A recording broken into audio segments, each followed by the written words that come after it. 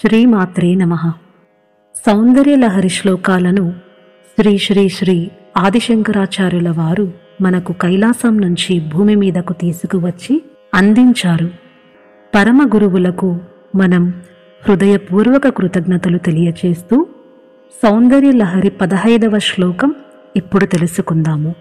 ఈ శ్లోకాన్ని ప్రతిరోజు జపం చేయుట వలన సాధకునికి కవితాశక్తి, అలాగే విద్య, వాక్చాతుర్యం లభించగలదు. ఇప్పుడు ఈ శ్లోక ఉచ్చారణ చూద్దాము.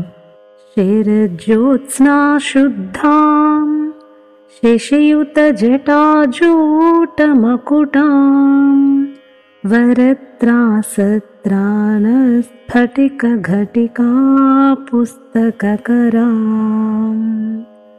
సకృన్నత్వా నత్వా కథమివ సతాం సన్నిదధతే మధుక్షీరద్రాక్షా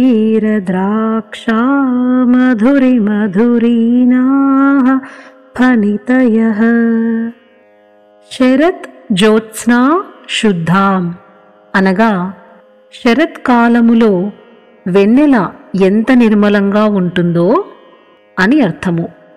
శశి యుత జటాజూట చంద్రునితో కూడుకున్నటువంటి కేశకలాపము. మకుటాం అనగా కిరీటము. వరత్రాసత్రాన వరదాన ముద్ర, అలాగే అభయముద్ర. స్ఫటిక ఘటిక స్ఫటికములచే నిర్మించబడినటువంటి జపమాల. పుస్తకకరాం పుస్తకము కలిగి ఉన్న అమ్మవారి చేయి అని అర్థము. త్వా నిన్ను గూర్చి, సకృత్ ఒక్కసారి, నత్వా నమస్కరించి, సతాం సజ్జనులకు, మధుక్షీర తేనె అలాగే పాల యొక్క, ద్రాక్ష ద్రాక్ష పండ్ల యొక్క, మధురిమ ధురీనాహ ధురీనాహ అనగా కలిగి ఉన్నది. ఎలాంటిది? తీయదనాన్ని కలిగి ఉన్నటువంటి ఏమిటి?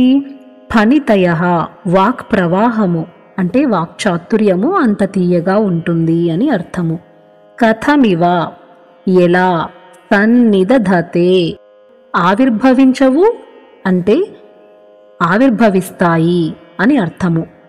అంటే శరత్కాలములో ప్రకాశించే చంద్రునితో అలంకరించబడినటువంటి శిరోజాలంకారములతో వెలుగుతూ ఉన్నావు. ఒక చేతిలో వరదముద్ర, ఒక చేతిలో అభయముద్ర చూపి భక్తులను అనుగ్రహిస్తున్నావు.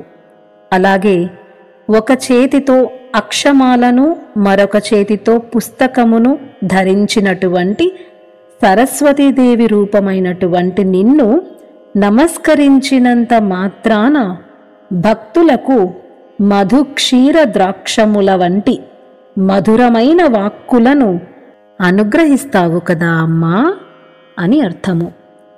ఇలా వాగ్దేవి యొక్క అనుగ్రహం వలన మనకు వాక్చాతుర్యము, కవితాశక్తి, విద్య లభించగలవు.